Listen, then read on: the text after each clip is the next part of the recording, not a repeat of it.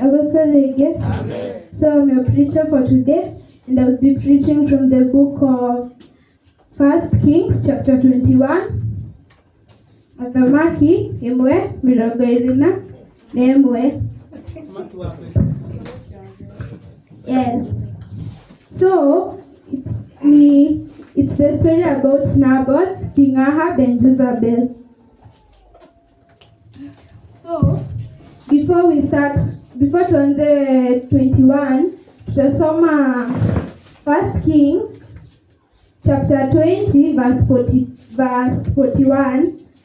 So then he made haste to take the bandage away from his eyes, and the king of Israel recognized him as one of the prophets. And he said to him, "Thus says the Lord, because you have let go out. Thus says the Lord, because you have let go out of your hand the man whom I had devoted to destruction. Therefore your life shall go for his life, and your people for his people." And the king of Israel went to his house, resentful, and Samuel came to Samaria.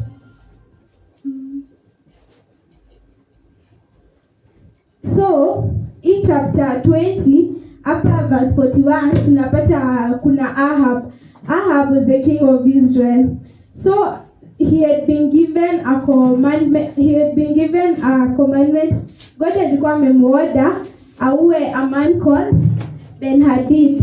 So God had sent Ahab to kill a man called Ben-Hadad, but Ahab hakufanya venye Mungu alikuwa amemtuma. Ahab decided to spare the man, and instead they made a covenant with him. So hapa tunaona God telling Ahab that hiyo naifenya hakuwa ya Ben-Hadad ni hata ilipia, na hiyo maisha ya watu wa Israel like gayato mete Ahab adhiorage modeta wa Ben-Hadad. Ahab akufanya hivyo. Ahab instead akamspare na akafanya covenant na this man. So God sent a message to Ahab kumwambia maisha ya Ben-Hadad juu akuichukua, instead God will take his life, na ya watu wa Israel ndio italipia watu wa Ben-Hadad. Mnashika hapo?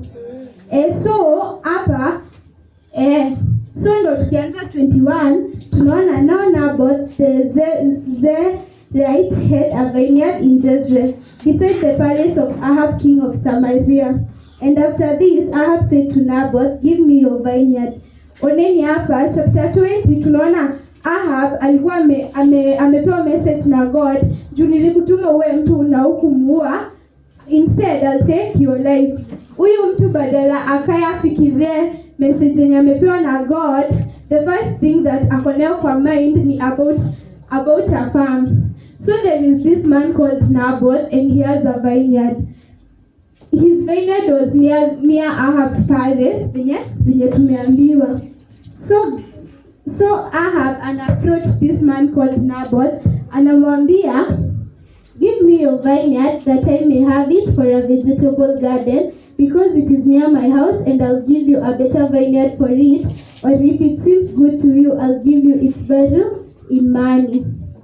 So Naboth, King Ahab approaches Naboth and tells him to give him his vineyard juu iko karibu na the palace. So he gives Naboth offer, anamwambia, in exchange for your vineyard I'll give you another vineyard, ama I'll give you an amount of money. So first we see the first lesson we learn from this verse ni kuiganira Naboth. Ahab ale muthamaki munene wa Israeli, so si tuna expect he had everything. Alikuwa na many materials, ndio, he had property and everything, but ajatosherekeza daikanire na idoria enasio juu bado anataka kitu ya Naboth, ndio. So here I want to talk about material wealth na spiritual wealth. Material wealth ni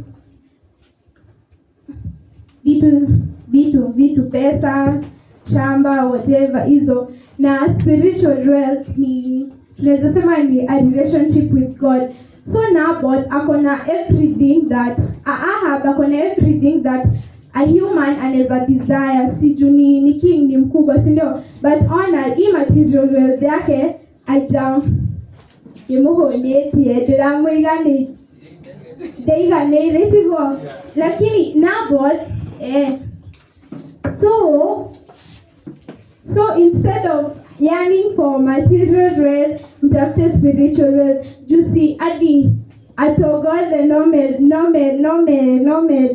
dhagabi tigo, like all what mtu akiwa na pesa, ujisikia mtu amemkaa akasema niko na pesa hizi zote sitaki zingine, si ndio? It's human nature to want more, si ndio? Here we see the greed of Ahab. Ahab is a greedy person. Juu ako na hizo vitu zote lakini bado anatamani kashamba kale ka Naboth. So mi naona nje huyu Shiro ako na kanguo ka smart, nasema aje nakataka, si ndio? So we see the first sin that like huku chapter zingine amecommit other sins, but yenye na preach we see the first sin yenye Ahab amecommit. Hiyo ni coveting, si ndio? Pehamwe kwa pamoja. The first sin amefanya ni kucovet, si ndio? Kucovet nezaona nguo ya gani niseme hii nguo ni smart, niseme ati hii nguo ni smart, nimwambie hii nguo ni smart, nimecovet. Hapana, si ndio? Kucovet ni kuendelea kidogo kia modo na unataka ikue yako, si ndio? So na Ahab angeona shamba ya Naboth aseme na kuna shamba mzuri, ishia hapo, angecovet, si ndio? Lakini aliona shamba ya Naboth akasema hiyo ni mzuri na nataka ikue yangu. Kwa nini alikuwa nadhani ni yetu anahitaji kuwa na kitu mzuri? Hapo si tunaona selfishness. Ni yenye nasema jana yako na nguo yangu sikue yangu. Kwani haiwezi kuwa na nguo mzuri? See, that is a nature of selfishness. And remember, this man is a very funny character. Mungu ametoka kumwambia I'll take your leave because they sent you to take a leave and you refuse. A normal human ukitumiwa a message from God uambiwe and takuwa because you did not, the next day you will become a saint. Utafanya God's commandments and whatever, si ndio? Lakini si Ahab is told I'll kill you, and the next thing that iko kwa mind yake anafikiria venye atatake Naboth's vineyard, si ndio? So hapo kuiganagele, because if usipoiga kuiganela it will lead you to okoroka itigo okoroku. If umetosheka na what you have, ndio, you won't have the spirit of greed, ndio. But if you're not contented with what you have, like najaribu kumaanisha, unaona how one sin leads to the other. Imeanza na kuona shamba ya wenyewe, kuona theory tigo no kwelilia kedokene ukona kayata atagerera ukora kionewa menye tigo. Amen. So next, but Naboth said to Ahab, the Lord forbid that I should give you the inheritance of my fathers. So hapa tunaona a king comes to Naboth's door and tells him, your vineyard is good and I want it because it is near my palace. But we see a character called Naboth. Naboth tells him, God forbids, si ndio? Modern Roma Bible only let God forbid akela hapo alitaja God's name in vain. Lakini Naboth knew what he meant, because if we read 1 Kings chapter 21 verse 3 to 4. 1 Kings chapter 3 Kings number 36 chapter 7. Number chapter 36 verse 7. Number chapter 36 verse 7. So tutasoma in Kikuyu na bado tusome in English gani? Number 36 verse 7. Mama tasoma Kikuyu wewe. Numbers chapter 36 verse 7. Numbers chapter 36 verse 7.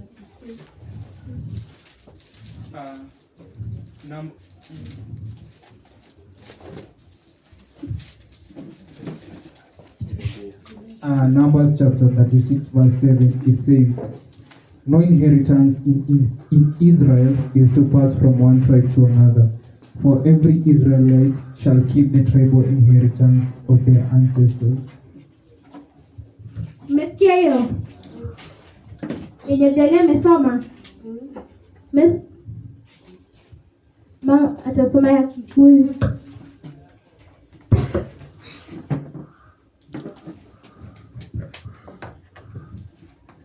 Daddy 36 verse 7. 7.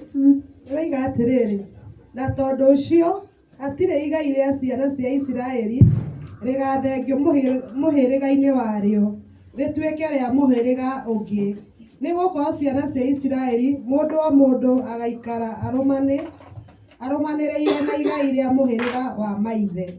Amen. Amen. Amen. So here we see Naboth ameambiwa na Ahab apewe amuzie hiyo vineyard. But Naboth anasema God forbids. God forbids ni kumaanisha ni kitu Mungu amekataza. So kwa hiyo namba 36 verse 7 tunaona God had forbidden the transfer of land kwa clan. Meshika ni God alikuwa ameforbid. So we don't know anything else about Naboth. Tuthietwa retwa ryakele, tuthietwa family background, atujambiwa anything else. But what can you tell about Naboth? Naboth knows God's word, si ndio? Tunaona anajua kenye kama hujui Mungu unaweza jua kitu Mungu amekataza. Si ndio ujue kitu Mungu amekataza lazima unajua mambo yake. So hapa hatujui anything else about Naboth, but from what he says tunaweza sema aje Naboth alikuwa mtu wa Mungu, si ndio? Does what you say ama what you act define you as a person of God? Ukitembea hivi kwa barabara, can I see you? Like, nikisimama niongee, si mnaweza simama niongee useme modoaga, si ndio? Na kuna mtu anaweza simama aongee useme ai usiotiwaga, si ndio? So whatever you go saying ama how you act proves if you are a person of God. So be careful with the words that you speak. So Naboth knows God's commandments. Look at this character. Naboth anakuja, mudhamaki aroka akamwira nipe shamba yako nikupe another vineyard ama nikupe any amount of money. If you are Naboth ungesema ungeona mudhamaki nileta muda wako. So if I say any amount of money atanipea, si ndio? Si a normal person angesema aje nataka pesa, si ndio? But Naboth refuses. Na akatea juu ya anything else. Anakataa juu anasema aje God forbids. So nini namfanya akatae God's word, si ndio? So I should give you the inheritance of my fathers. And Ahab went into his house vexed and silent because of what Naboth the Jezreelite had said to him. For he had said, I'll not give you the inheritance of my fathers. And he lay down on his bed and turned away his face and would eat no food. Look at Ahab. Ahab has very weird characters. Mudhamaki wa Dorere. Mudhamaki wa Dorere. Dorere. Mudhamaki wa Dorere.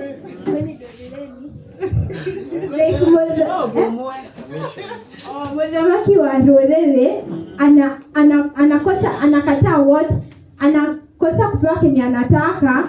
Like sunaona behavior ni kama hinga kuja niambie nibaie sweetie nikatae. Si venye Ahab amereact ndo venye hinga amereact atareact ndivyo Ahab amereact. Juu tunaambiwa aje into his house vexed and silent because of Naboth. Look at this person. To read it, chapter 20. And the king of Israel went to his house and sent food and silent. Mnaona, like hati kama huku unajua Ahab, si unajaribu kuimagine venye alikuwa. Imagine Ruto akirudi kwake, tuseme ameenda akaambiwa auziwe shamba akakataa. Akirudi kwake hadi anakataa kukula. Na huyo ni mtu mwenye watu wanategemea, si ndio? Sijui venye nitaiweka but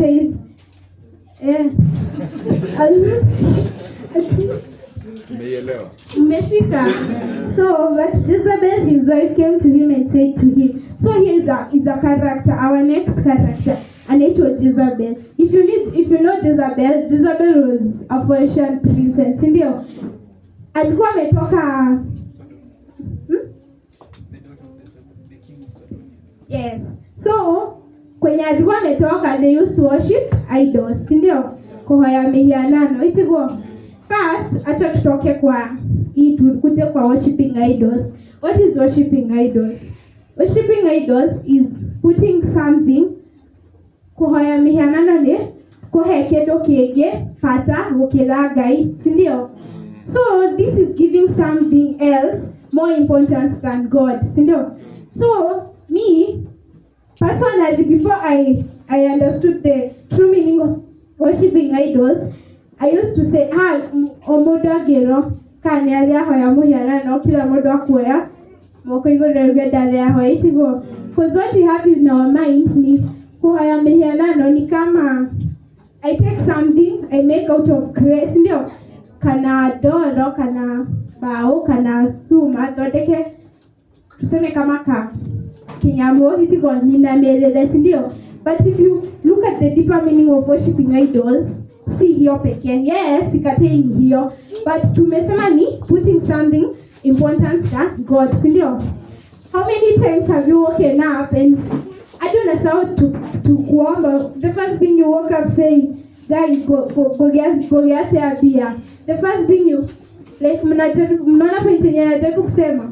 Like how many times have you put money, natumia pesa juu si sahi kitu tunaweza sema makes people sin ni tuseme pesa, si ndio? It's the largest thing tunaweza sema, si ndio? So how many times have you woken up, you've not even said thank you God for kuniamsha ama something? The first thing umeamka nayo kwa akili ni isi obea gosigi ate, si ndio? Yes, I think you're getting the point.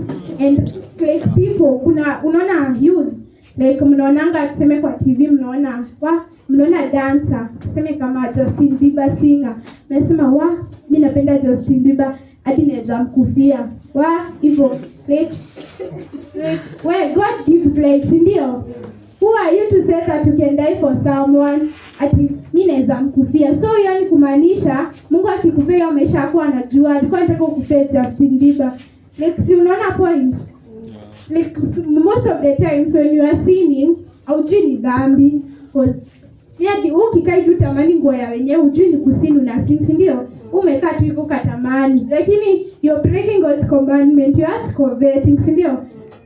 So, worshiping idols, maybe you have ever worshipped. Tunasemanga kwa God, watu wakiomba na Kikuyu nasikianga mkisema nyadeka ifuku ile ya moyo tukaa hiyo, si ndio?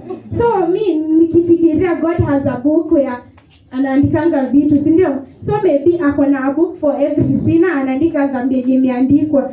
So the day of judgment you will be there and God atasoma Peter Diani worship idols. Utasimama hapo useme ni imagination. Utasimama hapo useme hapa Mungu umenionea, mimi sidhani nishainamia kimuhiano yoyote, si ndio? But remember, it doesn't mean bowing down to something. It means giving something important more than God, si ndio? So kuna a God you love, yani kuna person unapenda. Unakonanga unasema huyo like she's the source of my happiness. As a Christian, who is your source of happiness? God, si ndio?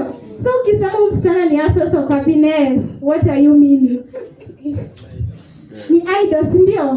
So your girlfriend might be your idol, your money might be your idol, your work might be your idol. So be careful. Ndio ukienda kusomewa tukabishane, ukiate dole ina mila mihianano. Meshika. What is worshiping idols? Putting something important than God, ndio. So be careful. What are your partners, your boyfriends, your girlfriends, be careful. Basi kwendo watafanya uandikiwe kwa ifukulewe yano ina melele muhianano, si ndio? So back to tulikuwa tunaongelea Jezebel, si ndio? So Jezebel alikuwa ametoka a background yenye wana worship idols. She got married to King Ahab. Na ukisoma huku kings huku nyuma ni ali bring the worship of idols in Israel, ndio. Hatutasoma hapo, but see another character of our muthamaki here. Muthamaki ahike mutumia ara oyamehianano. We can say before Ahab married Jezebel, he did not worship idols, but after alimuoa akaleta mehianano huku, he started worshiping. Inakupea character of Ahab. See, it is building a certain character of Ahab. This is a man who has been told, you will die because of not following my commandments. The same man is there sitting worried about an estate. Like, umembo utakufa. Na before, the first thing you're thinking about me, an estate. He is a man mwenye anakataa kukula because amenyimwa shamba. Then he is a man who is influenced to start worshiping idols by his wife. So, tulikuwa hapo kwa. But Jezebel, his wife, came to him and said to him, why is your spirit so vexed that you eat no food? And he said to her, because I spoke to Naboth the Jezreelite and said to him, give me your vineyard for money, or else, if it please you, I'll give you another vineyard for it. And he answered, I'll not give you my vineyard.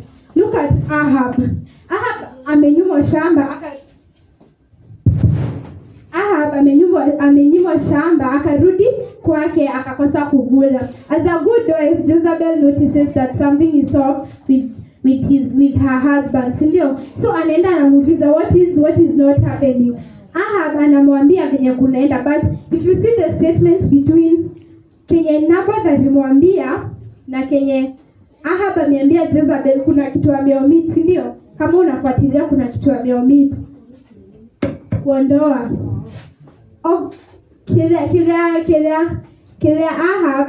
Naboth ile Ahab tigo Ahab ile mutumia wake. Ni kama diani nikuje niwaambie, and mama amesema usiposha viatu. Mama amesema usiposha viatu atakuchapa kama Mama amesema usiposha viatu by saa 6 atakuchapa. Mimi niende niambie mama amesema usiposha viatu atakuchapa. Si kuna kitu nimetoa by saa 6, si ndio? So look at Naboth aliambia Ahab, God forbid, si ndio? But Ahab hakuteta Mungu kuwafuatilia, alielezea Jezebel, si ndio? Si ameomiti wakati ya Mungu. So so tunaona Jezebel Kenya anamwambia, as a good wife, what do you expect Jezebel amwambie? Atamwambia ajeti wako na kushtosheka na kinyo umepewa tana na ya wenyewe, kama amekataa kukuzia ni yake, si ndio? As a good wife, that is what we expect. But here is Jezebel, the daughter of a king who worships idols. Anaambia bwana yake, so because I'll not give you. And Jezebel said to him, do you now govern Israel? Look at Jezebel. Jezebel akakolia telele. No one niwe muthamaki wa Israeli. Like hapa, Jezebel kwenye alikuwa ametoka, amenyedete muthamaki can get whatever he wants, ndio? Alikuwa amezoea, like obvious kama mna worship idols, you don't know God in your life, ndio? So anaamini yeye the supreme being, ndio, the king. So anaamini the king anaweza get anything he wants, ndio? So kwa alikuwa anajua king angetamani anything ni yake, ndio? So hapa anauliza huyu Ahab, wewe ndio mthamaki wa Israeli, ndio?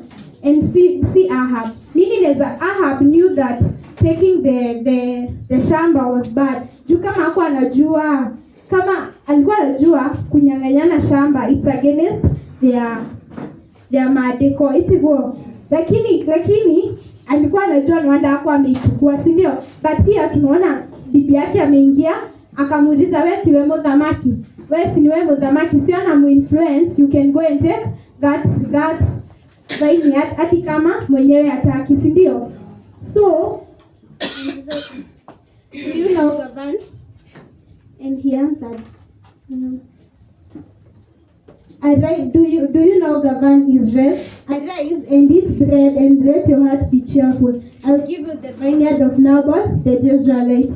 So amehakikisha bwana yake atapewa shamba, si ndio? Now look at Ahab. Ahab hadi ulizi utanipea hiyo shamba na mwenyewe amekataa. Yeye anaamka na tuna assume ataamka na aliamka na akakula, si ndio? So here is you and your friends.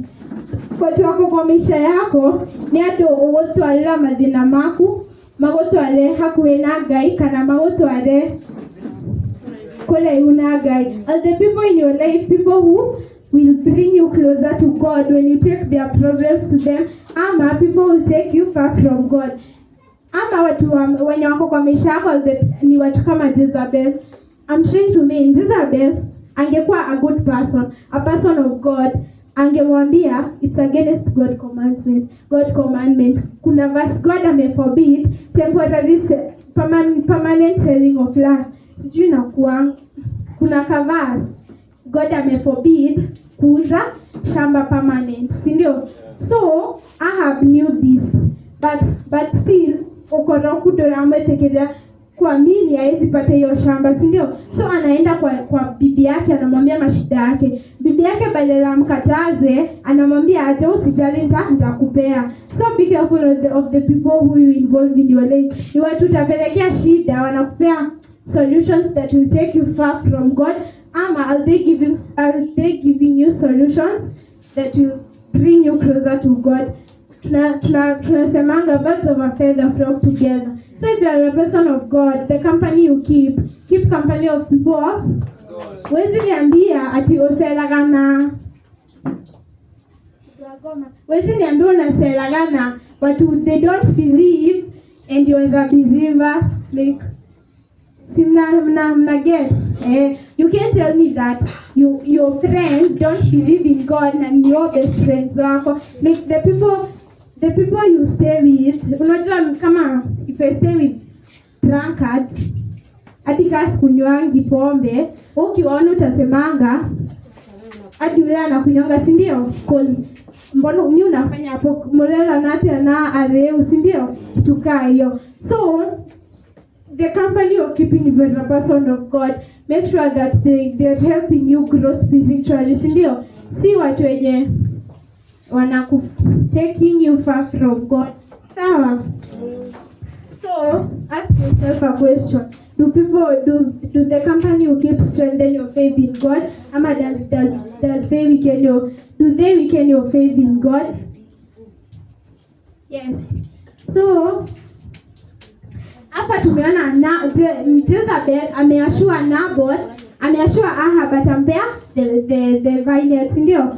We continue. So she wrote letters in Ahab's name and sealed them with his seal, and she sent the letters to the elders and the nobles who dwelt with Naboth in his city. And she wrote in letters, proclaim a fast and set Naboth on high among the people, and set two base fellows opposite him and let them bring a charge against him, saying, you have cursed God and the king. Then take him out and stone him to death. And the men of his city, the elders and the nobles who dwelt in his city, did as Jezebel had sent word to them, as it was written in letters which she had sent to them. They proclaimed a fast and set Naboth on high among the people. And the two base pharaohs came in and sat opposite him. So tumeona Jezebel amehakikisha bibi ya bwana yake atampea the shamba, si ndio? So lazima atafute a way to get Ahab the land. Jezebel, again, if she was a good person, angerudi kwa Naboth ajaribu kuinsist apewe shamba apatie Ahab shamba, si ndio? But she does not do that. Instead anaandika letters to elders, anawaambia Maigelele Naboth amefanya blasphemy, like speak ill about God and the king. Yes, speak ill about God and the king. So first tunaona deception. Hapa we want to talk to the men of the house. Adhuri ini yenu, sawa? So we are seeing Jezebel is a woman, ndio? First kwa Bible kwena atumia mahenere hivi adhuri, ndio? Like Eve sijui somehow Eve will deceive Adam akule itudeti go. Then we see Delilah. Sitajua Delilah, Samson of Delilah. Alidanganyishia Samson hadi akapewa nini? Siri ya nguvu yake itigo. Adhuri. Then there is Jezebel. Jezebel is a woman, ndio? Obvious, anitikisha bibi yake afanye everything. Sio anamdeceive. So women, men, don't let women become your weaknesses. Sawa. Mimi nikifikiria, unaona hapa watu wenye Jezebel ameandikia leta ni wanaume. Watu wenye walidanganyana on behalf of Jezebel waka testify against Naboth ni wanaume. Itigo hapa do you see a woman? So Jezebel ale modhuri itigo ni arahelelelione ni motumia, ndio? Men, be careful. Bachelors, come on, Jawa. Be careful the woman you're choosing. Be careful the woman you're choosing. See, Jezebel, sawa. Deception. Adhuri, tama, ukoroku. Sindio, tama, ukoroku. You see a woman is beautiful. Anakuta anakuambia, hii ni koho ya mehianana again. Anakuta anakuambia, unaona woman ni mrembo. Anakuta anakuambia, sasa juwe ni mrembo. Tutapana example gani? Do not steal. Si do not steal ni ku break covenant. Watumia ni mtaka anakuja nakwambia tuseme waende delala ile dinaria. So go and steal money for me kwa bank, ndio? Ume-break covenant ya God. Do not steal. Ume-break mbona? Watumia ukoroku. Like tamaa ukoroku. Woman, unaona woman is man. That woman is very beautiful, so I can do anything for her. You're putting that woman's beauty before God. So, ona madhambi unafanya juu ya tamaa. You're breaking God's commandment of do not steal. Another commandment, do not worship idols, ndio? Ukoroku. Atumia onde inywe. Ukoroku. Umeshika your part. So, tunaona watu wote kwa Biblia wanadisiva na women ni adhuri, ndio? So this teaches us tuache tamaa, ukoroku, ndio? And for the bachelors, choose a wife who is godly, ndio? Like choose a wife who lives according to God's commandment, no? In case you don't get what you want, but the la kudanganishia mfanya another sin, like oneni Ahab huku nyuma anapanishango for the sins they alicommit, but ukiangalia sinenye Ahab alicommit ni kucovet pekee, ndio? Alicovet. Lakini juu ya tamaa yake ukoroku motumia wake akaenda kupanishwa for do not covet, do not kill, do not steal, do not accuse anyone falsely. Unaona? And again hapa kwanza tuendelee. Message imefika ukoroku, sawa? So yes, weaknesses of men. Do not be weak because of women. Heri uhukumiwe for stealing juu ulikuwa anza kushiko, kuhukumiwa uliiba ukipelekea mwanamke, sawa? Yes. So you have cursed God and the king. So hapa tunaona Jezebel ana create a scenario yenye watu watakuja waseme Naboth alifanya a certain thing ndo auliwe, akishauliwa wachukue the shamba yake, ndio? So here again tunaona instance Jezebel anaagiza kukue na two men watakuwa witnesses, ndio? Look at Jezebel. Jezebel knows God's commandment. Mbona? Yani nisomee Deuteronomy chapter 19 verse 15. Deuteronomy chapter 19 verse 15. Kurudia Malani chapter 19 verse 15. Yes. Chapter 19 verse 15.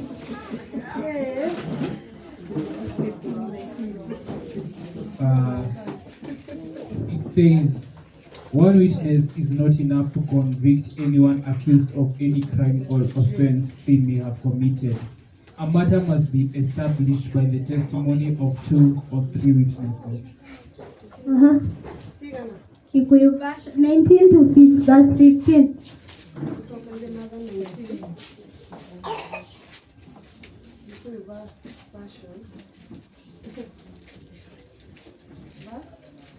Chapter 19 verse 15. 15. Na uhoro wa 19 verse 15. Ha uhoro wa ũru ona ũrĩkũ ũrĩa mũndũ ekĩte rĩ, ũira wa mũndũ ũmwe ndũkanarĩre akiuga atĩ nĩekĩte waganu ona ũrĩkũ kana wĩhia ona ũrĩkũ, no rĩrĩ ũhoro ũcio nĩ ũkarĩra nĩ ũndũ wa ũira ũrĩa ũheanĩtwo na kanua ka andũ erĩ kana atatũ. Amen. So hapa tunaona God, si Bible imeandikwa na mambo ya Mungu, si ndio? So tunaweza sema God command watu like kusikwe na ndo mtu akuhukumiwe for sin, lazima kukwe na 2 witnesses, si ndio? Here is Jezebel afai kujua Mungu, like ni idol worshiper, si ndio? Lakini hapa anafuata maagizo ya Mungu yenye inasema kukwe na 2 witnesses, si ndio? What is this telling us? Even if you are a Christian, don't be a stupid Christian, sawa? Not everyone who comes to you quoting the Bible is delivering God's word, sawa? Ina to false prophecies. Don't be a stupid Christian, sawa? Usikuwa unafuata tu mtu umefunga macho kusema huyu anajua Mungu amesema hii na hii, si ndio? Jezebel shows us that anajua God's word na hapa anaitumia, si ndio? But aitumii venye God hadi kama amequote Bible kenye anasema kuihusu venye kenye ana act, is it according to God's word? Is it according to God's ways? Sawa? Don't be a stupid Christian, sawa? Be a Christian when amefaa go anajua So here sasa tumeona one sin led to the other.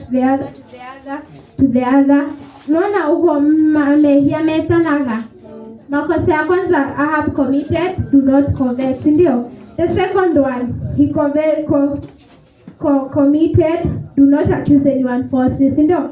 Lakini hapa mimi didn't kuanga nikisomanga hii story, I was feeling bad for Ahab. Because Ahab hakumwaccuse, ndio? Like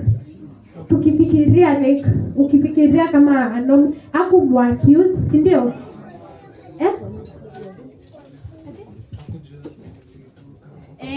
Hakumwaccuse, si ndio? Na hakuorder auliwe, si ndio? Lakini onake aliambiwa na bibi yake alimwambia usijali nitakupea. Si alikuwa anajua tu Jezebel is beg, si ndio? So alikuwa anajua venye atapata hiyo land itakuwa against God, itakuwa na njia mbaya, si ndio? Ni kama ukuje uniombe pesa, nikwambie sina, lakini usijali, uniombe kama 20,000, nikwambie sina sahi, lakini usijali, usiku nitakupea, si ndio? Wewe usiku nikuletea 20,000 na utashereke nayo na dolata kumenye umako, si ndio? So tunaona yes. So hapo ni kwa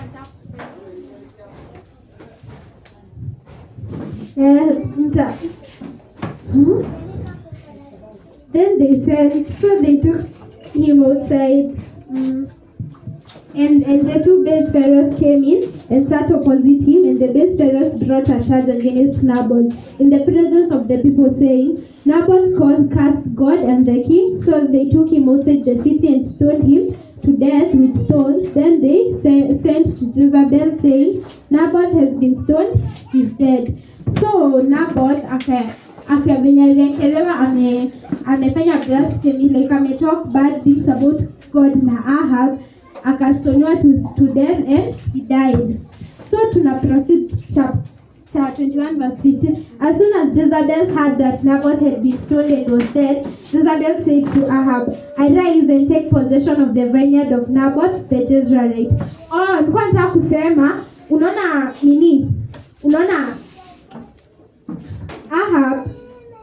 Jezebel anakuja kwa Ahab. Kwenye Jezebel ale hivyo ndivyo hiyo mambo ndo ameleta huku kwa Ahab, si ndio? Jezebel alikuwa amereziwa like you can have anything you want because you're a princess. Alikuwa amereziwa to worship idols, ndio? Naboth hatuwezi sema hakuwa amefunzwa mambo ya Mungu, tunasema alikuwa amefunzwa, si ndio? So kwenyu umefunzwa hivi na hivi. Tuseme for example taking alcohol. Mimi kwetu nimefunzwa na baba yangu kuchukua drinking alcohol is bad, si ndio? Nakuja napatana na Diani kwa watafunzwa hivyo. Mimi mjinga nafuata mambo ya Diani, si ndio? Hii inajaribu kumaanisha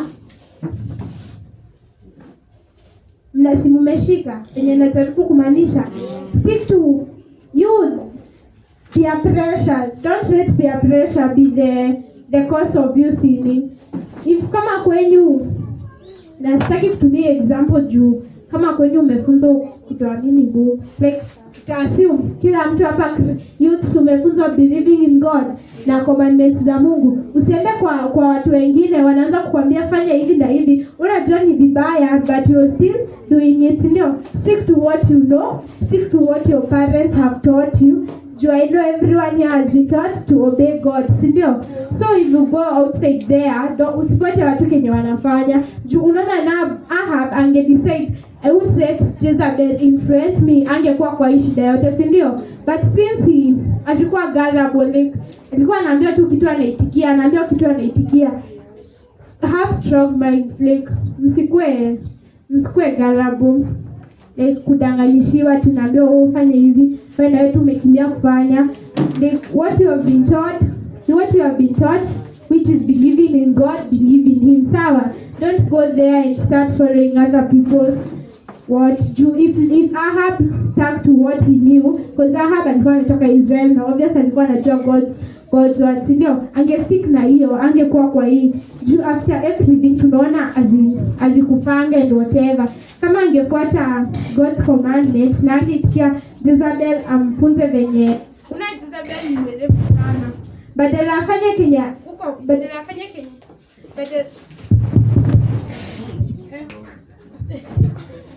Jezebel is a very clever person. Alikuwa amefunzwa vizuri na wazazi wake. Dale mokevu, like hakuwa ana-influencewa. Yeye amefunzwa kufanya ndivyo alikuja kufanya huku, si ndio? But Ahab the foolish one, ndiye alikuwa ana change mambo yenye amefunzwa, anafanya yenye atafunzwa. So the point is stick to what your parents have taught you, which is obeying God. Don't let other people influence you. Sawa?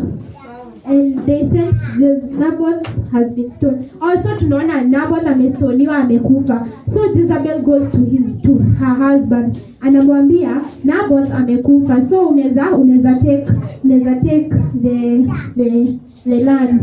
Ona Naboth baada ya ulizi bibi yake ati amekufa, mbona amefanya nini? Yeye anafurahia amepata shamba.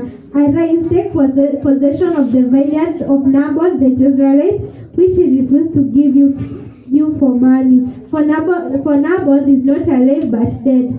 And as soon as Ahab heard that Naboth was dead, Ahab arose to go down to the vineyard of Naboth the Jezreelite to take possession of it. So in the end tunaona Jezebel keep promise kwa bwana wake, amempatia shamba, si ndio? So after Naboth alikufa, Ahab akaenda kwa hiyo shamba. So tuna proceed chapter hapo kwa Elijah denounces Ahab. Then the word of the Lord came to Elijah the Tishbite. Then the word of the Lord came to Elijah the Tishbite, saying, Arise, go down to meet Ahab, king of Israel, who is in Samaria. Behold, he is in the vineyard of Naboth, where he has got to take possession. So here we see Elijah. Huku chapter huku nyuma kuna a prophet of God called Elijah. If you have studied the book of Kings, there was a contest in Mount Carmel where Elijah aliweka a contest between God na God na Baal. So the God that the Mungu mkubwa wa Jezebel alikuwa anaitwa Baal, ndio. So hapa tumeona Elijah akaweka contest kwa Mount Carmel. Hii ndio ya Bethel ya Mwaki, ndio. After the god of after Baal akutumanga moto, walikuwa wameagree the true God akiwin tutaua our the prophets of Baal, ndio. Obviously the true God won, na after that our prophets of Baal wakauliangwa. So hapa tunaona due to that incident kukakuwa na chuki between Elijah, Ahab na Jezebel, ndio. So hapa it happens that after prophets of Baal wameuliwa, Jezebel anaumwa sana. Junikani watu wao wamekufa, si ndio? So after anaumwa sana, anatuma a word to Elijah. Anamwambia juu ya kenye umefanya, I'll make sure that you hadi utakufa. Akishamwambia hivyo, Elijah anaogopa, anapotea. Si mnajua that ka story? Kwenye anapoteanga, anaenda sijui masisori.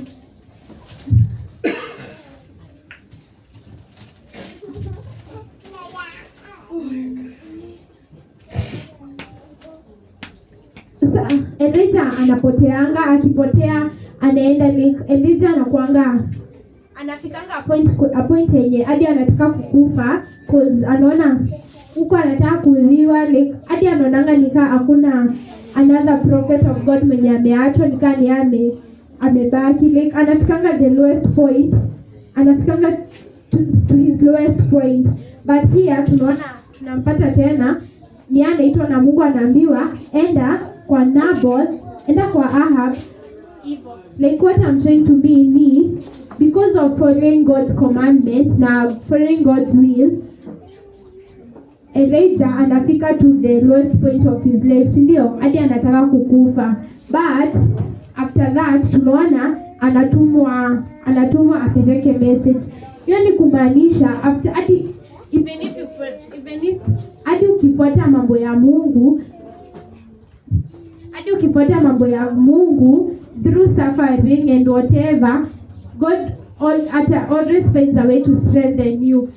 Simona Elijah alikuwa amefika to his lowest, ndio. Because of following God's commandments, alikuwa amesuffer cause alikuwa anachukiwa. So tunajua hatred is something that can kill one spirit, ndio. Hakuna mtu anapenda kuchukiwa, ndio. But si Elijah anachukiwa na he's hated, anataka hadi kuuliwa. I imagine alikuwa amepitia mambo due to obeying God hadi anafika point yenye anaona heri kukufa, si ndio? So I know most of you mmeona kufuata Mungu kufuata God's commandment ikuangi rahisi, si ndio? Tunaambiango entering heaven is ni kama gamera kupita kwa kashimo ka shindano, si ndio?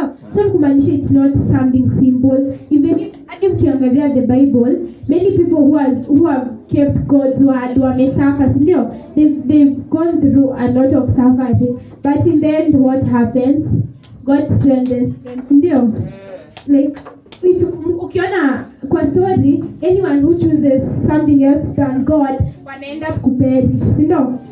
Anyone who mwenye anakosa kuchoose God, look at Ahab hakuchoose God and in the end anakufanga, si ndio? Look at Elijah chose God and in the end God Elijah si aliendanga na nini na chariot, si ndio? Look at him following God's commandment. Hadi anaondolewa. Unajua death was a punishment, si ndio? Death was a punishment.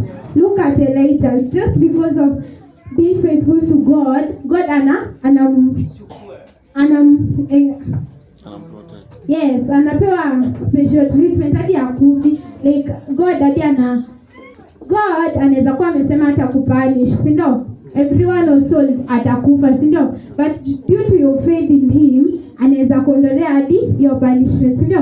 You might have been a sinner in the past, umefanya so many sins and you're kwa tu digareti, yes, no. But if you come to God and yes, simepata hako ka point hapo.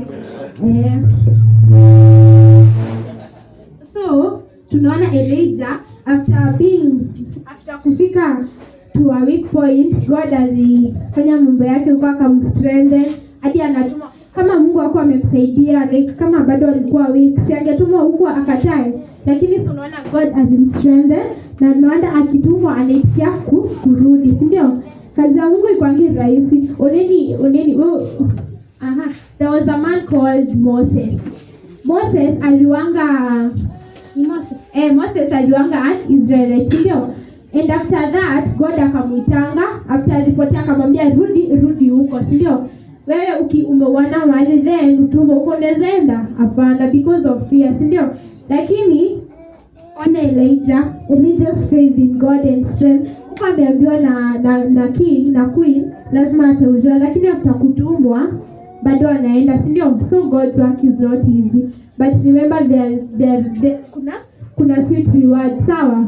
So maybe you've been a servant of God, a person of God, but unasemanga tu mimi naombanga tu Mungu tu na hadi anifanyiangi kitu. Your time has not reached yet, sawa? God does not forget, okay? So then the word of the Lord came to Elijah the Tishbite, saying, Arise, go down to meet Ahab king of Israel, who is in Samaria. Behold, he is in the vineyard of Naboth, where he has gone to take possession. And you shall say to him, Thus says the Lord, have you killed and also taken possession? And you shall say to him, Thus says the Lord, in the place where dogs licked up the blood of Naboth, shall dog lick your own blood. Oneni hapa Ahab amemanage kutake Naboth's vineyard, si ndio? Na pia ameenda huko kwa hiyo shamba kusherehekea, si ndio? Here we are seeing, lakini God ametumana punishment. Here tunaona fulfillment of sin. Maybe you're sinning and unafanya sin, but you're happy in that sin. So wani kama ni kitu mbaya, like una expect ukisin ufuate na mateso tuka like na jaribu kumi umesi hapa Naboth. Ahab alichukua dhambi, alichukua shamba, si ndio? After kuchukua si alifurahia na akaenda kwa hiyo shamba, nika a sign of celebration, lakini sio nika a short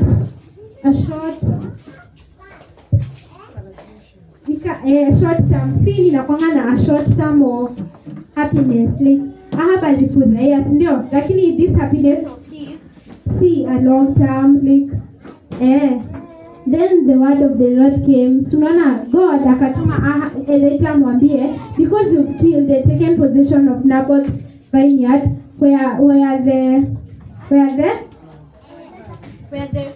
malidogi ziliramba damu ya Naboth, hadi wewe ndipo zitakulamba, si ndio? Where he has gone to take possession, and you shall say to him, Thus says the Lord, have you killed and also taken possession? And you shall say to him, Thus says the Lord, in the place where dogs licked up the blood of Naboth, shall dogs lick your own blood. Ahab said to Elijah, Have you found me, O my enemy? He answered, I have found you because you have sold yourself to do what is evil in the sight of the Lord. So Elijah anaenda na anapata Ahab. The first thing that Ahab says to him, Have you found me, O my enemy? Who is an enemy?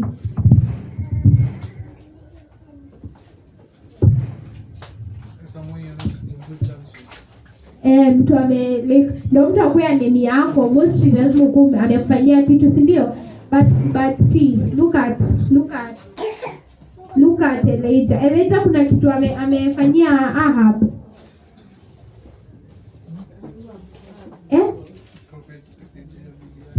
Amen.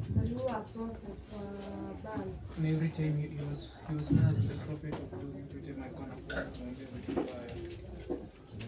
like personally, at a personal level, can you say that Elijah amekosea Ahab at a personal level, atamkosea, si ndio? Like atamfanyia anything, but mbona anamchukia, mbona anamwita enemy? Because Elijah understand with God, si ndio? So standing with God will itakucreate so many enemies, si ndio? Following God, don't usijali atuseme mimi sitaomba juu nani atanichukia, ama I won't do God's word because atanichukia, si ndio? So here we see that Elijah alikuwa enemy wa Ahab for no personal reasons. That is the ready. In case your dog licked up the blood of Naboth, shall dogs lick your own blood? Something else I wanted to say. Unaona punishment yenye Ahab amepata, ameambiwa unapanishiwa mbona juu uliua, si ndio? Ahab aliua. Nani aliua? Jezebel, si ndio? Lakini tunasemanga wote moisi na wasodhaneredia, si ndio? Nimekaa hapa unaniona nikiiba lakini unasema kama si mimi naiba hainihusu, lakini si unaona na you're not doing anything, si ndio?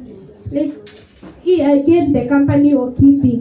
Wewe uko na tu watu mnaendanga kuiba na watu ndio unaacha hapo nje, unasema as long as sitachukua physically Mr. Countiwa hapo, lakini hakuna moisi na wasodhaneredia, si ndio? Teaching us again the company you keep.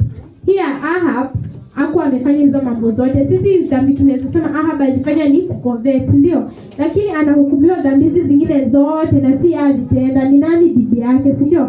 But he was aware of it and he did not do anything, si ndio? So be your brother's keeper. If you kama unaona nikiiba na wewe umekaa tu hapo, niambie ni vibaya. At least hadi kama sitaacha, Mungu atajua ukimkataza, si ndio? Germany the right lesson there, but kitu guys, yes, you make if you're seeing someone committing a crime, don't just stand there. Again, ukiona mtu anaiba na huwezi kukataza, potea. Hapana. Like be your brother's keeper. Like look out for your brother. Juu kama Ahab angekuwa Jezebel's keeper, angemkataza hiyo mambo yote, si ndio? Lakini yeye aligo wrong with it na in the end wakaenda kupanishiwa wote wawili, si ndio? So be careful tunakaa na yeye isikweli atafanya upanishiwe, okay? Look out for the company you're keeping. So sisi tumesema hapo Ahab hakuwa na Elijah hakuwa na kuna part tunaambiangwa ati Elijah anakimbianga mbele ya chariot ya Ahab, si ndio? That was a sign of respect. Unajua hivyo? Hiyo ilikuwa kama sign of respect. Like hiyo ilikuwa mimi nikiangalia ilikuwa ina signify Elijah alikuwa ametikia authority ya Ahab, si ndio? Like alikuwa amemrespect as the king. Kitu yako na respect ni hizi dhambi wanafanya, si ndio? So tunaona Elijah at a personal level hakuwa na any beef with Ahab, si ndio? In fact alikuwa na meshika hapo. In fact alikuwa na anamrespect, ndio? But look at Ahab anamuona kama enemy. Why? Because Elijah kuongea tu kweli alikuwa prophet. Alikuwa tu anapelekea Ahab mambo tu mbaya, si ndio? Like alikuwa anapelekea mambo mbaya. So mtu anakuchukia, lakini hakuchukii juu wewe ni wewe. Anakuchukia because you're doing God's word. Don't let him. Ni wote mliumbwa na Mungu, si ndio? So mbona atuogope worship God because someone else is anakuintimidate? So do not be intimidated. Mostly what the Bible teaches us is strong faith and trust in God. Mostly kwa stories zote utasoma kwa Bible, si ndio? So don't usitikie ati a human anakuinfluence to the point ati you're sinning towards God. Umefanya mambo mingi mbaya towards God na unge keep your strong faith ungezitenda. Better you sin because you want to sin than through the influence of someone else. Imagine if you're sinning because of someone, that is a sign of ujinga. Like unafanya tu dhambi juu una-influence na someone else. Like as you getting what I'm trying to mean there. Do not be influenced at you're being there influence. Don't be a foolish. Don't be a stupid Christian. Be a Christian with mpango. Okay? Yes. So now continue. Ahab said to Elijah, "Have you found me, O my enemy?" He answered, "I've found you because you've sold yourself to do what is evil in the sight of the Lord. Behold, I'll bring evil upon you. I'll utterly sweep you away and will cut off from Ahab every male born of 3 in Israel. And I'll make your house like the house of Jeroboam, the son of Nebat, and wrecked the house of Baasha the son of Ahijah. For the anger to which of provoked me, and because you've made Israel to sin. And to Jezebel the Lord also said, the dog shall eat Jezebel within the bones of Jezreel. Anyone belonging to Ahab who dies in the city, the God shall eat, and anyone of his who dies in the open country, the birds of the air shall eat. Tunaona ni generation ya Ahab inapanishiwa, si ndio? Si unaona hapa tumeambiwa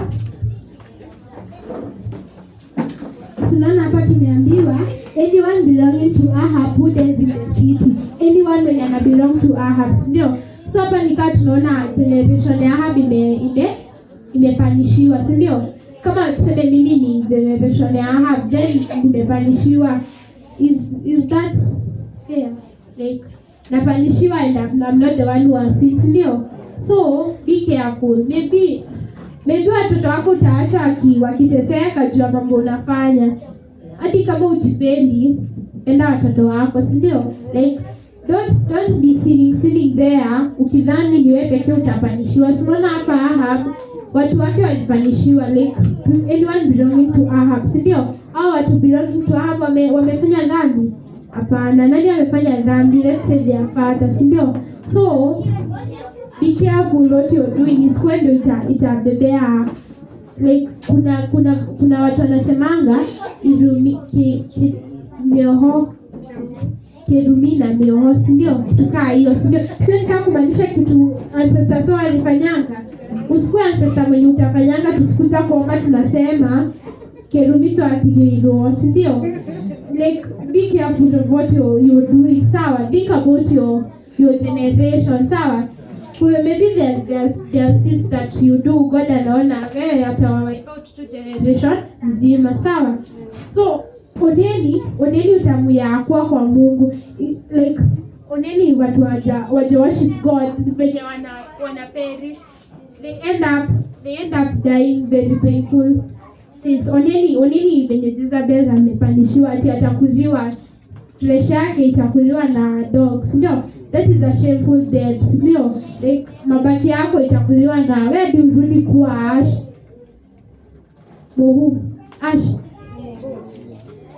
Yes. Kituka hiyo, like your point ni be careful what you're doing. Don't die your generation, sawa? Imagine obeying God is difficult but iko straight.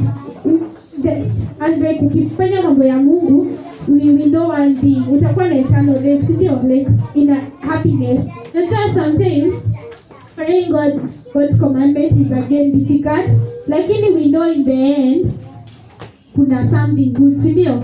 But sinning, tunajua sinning ni bado like punishment yake tu ni kitu painful, si ndio?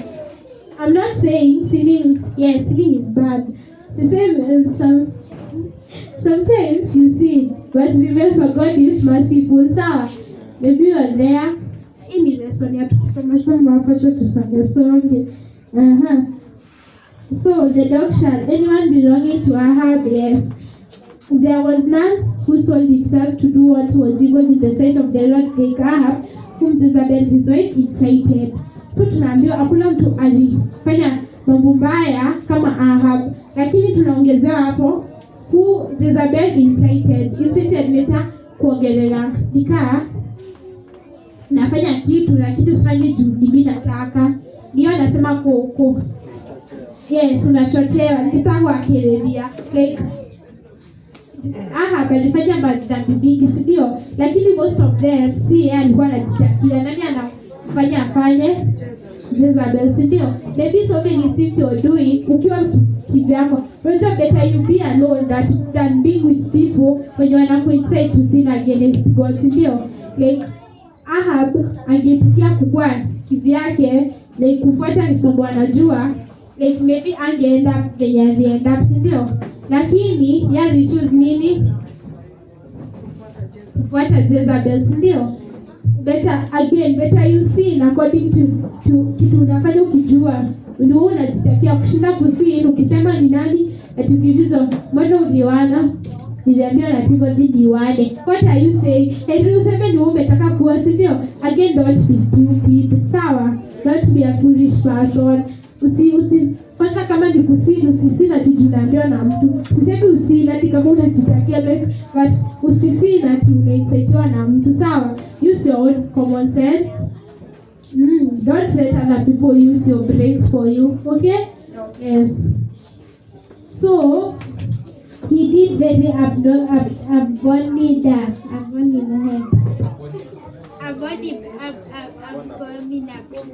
Yeah, he did very abominable in going after idols as the Amorites had done, whom the Lord cast out before the people of Israel. And when Ahab heard those words, he rent his clothes and put sackcloth upon his flesh and fasted and made sackcloth and went about dedicatedly. And the word of the Lord came to Elijah the Tishbite, saying, Have you seen how Ahab has humbled himself before me? Because he has humbled himself before me, I'll not bring the evil in his days, but in his son's days, and I'll bring the evil upon his house. So after everything, after Elijah ameambia Ahab venye Mungu amesema, Ahab anarepent, ndio tunaona anajengihia na anarepent, ndio amerepent. So na God anamforgive, somehow God amemforgive hapo, sawa? So maybe you've seen so many things to the point yenye unaona acha niendelee tu kusina this kutakufa juu hadi like no, God is a God of mercy, sawa? Ahab had sinned a lot against God, but God anaenda kumforgive, ndio? So don't ever fear to come back to God. As long as you're coming to God, unajua vipi pale kujizanga if ninajua nimeenda kuiba, then niibe, then after nibeba nikute niambie Mungu wangu. So unajua that is hiyo ni ya kujifanya. Like unashika vile nasema like niibe hii kitu then nimeiba, then naenda na nisamehe nimeiba. Like when you asking for forgiveness, inafaa ujue kenye umefanya ni vibaya na una kutoka kwa like you're genuinely asking for forgiveness. Uombe msamaha tu ndo uombe, una ask genuinely, kinatoka kwa roho yako. So God is a God of mercy. As long as you mean that forgiveness, He'll still forgive you. So atiko besinaje, never lose hope ati uendelee kusino kisemanga siwezi samehewa. God forgives and God loves you. Kama angekuwa anatupenda, angetuma mtoto wake atukufia kwa msalaba, si ndio? So there is no one who loves us more than God. Okay? So always come to God. God forgives no matter the number of sins you have committed. Tunaona Ahab sinned very much against God. Hadi sidhani kama umekaa hapa umefanya dhambi zile zote Ahab alifanya, si ndio? Lakini God still forgave him. Okay? Yes, I hope you learned something. Yes, that was my preaching for today.